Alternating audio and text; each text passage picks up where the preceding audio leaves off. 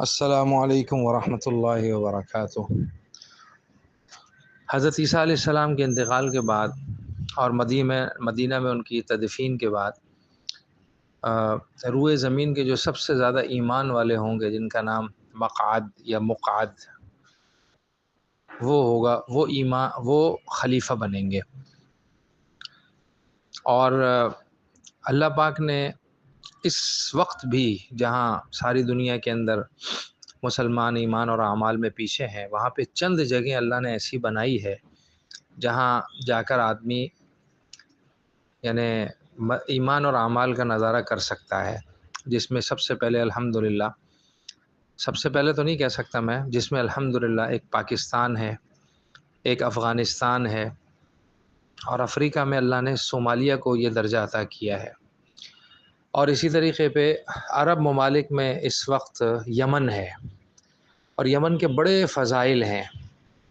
اللہ کے نبی صلی اللہ علیہ وسلم نے احادیث شریف میں یمن کے بڑے فضائل بیان کیے ہیں کہ یمن والے ایمان والے ہوتے ہیں۔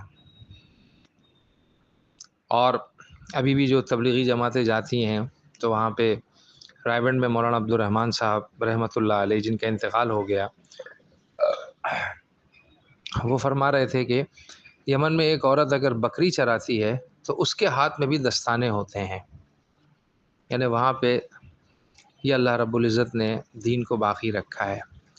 تو اس لیے یمن سے ان کا تعلق ہوگا اور وہ عیسیٰ علیہ السلام کے نائب ہوں گے۔ اس کے بعد پھر ان کا انتقال ہوگا تو جو اس وقت سب سے زیادہ ایمان والا ہوگا وہ بیٹھے گا تخت پر۔ پھر آہستہ آہستہ پھر جو ہے وہ کفر اور بدعات یہ سب عام ہوتے چلے جائیں گی، اور پتہ نہیں کہ اب اس میں کتنا وقت لگے، 100 سال لگیں، 200 سال لگیں، 300 سال لگیں، واللہ اعلم بالصواب، یہ اللہ ہی بہتر جانتے ہیں۔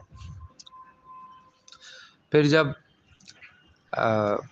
کفر اور بدعات یہ چیزیں زیادہ ہو جائیں گی، صفا پہاڑ پھٹے گا۔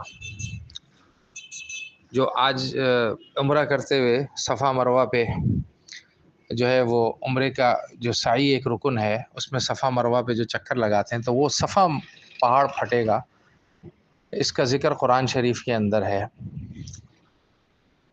اور پھر اس میں سے ایک جانور نکلے گا جو دنیا کے اندر ہر انسان سے ملاقات کرے گا، چاہے وہ انسان کافر ہو یا مسلمان ہو، اور انسانوں کی طرح باتیں کرے گا۔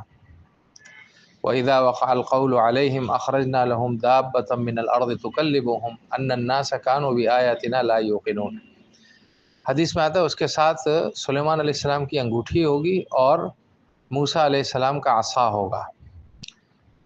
تو اور ان دونوں چیزوں میں سے کسی ایک کے ساتھ ایمان والوں کو نشان لگائے گا اور کسی دوسرے کے ساتھ کافروں کو نشان لگائے گا۔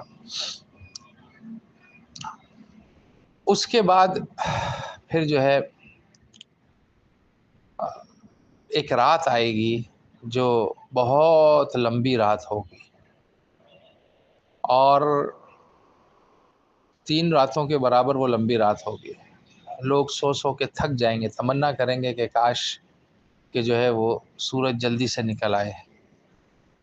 اور پھر اس دن 3 راتوں کے بعد جو سورج نکلے گا وہ مغرب سے نکلے گا، تھوڑی دیر نکل کر پھر دوبارہ غروب ہو جائے گا۔ اور حدیث شریف میں آتا ہے اس سورج کے مغرب سے نکلنے کے وقت کے 120 سال کے بعد قیامت آئے گی۔ حدیث اور بخاری شریف کی روایت میں ہے کہ حضور صلی اللہ علیہ وسلم نے صحابہ سے فرمایا تمہیں پتہ ہے سورج غروب ہوتا ہے تو کہاں جاتا ہے؟ صحابہ نے کہا اللہ اور اس کا رسول زیادہ جانتے ہیں۔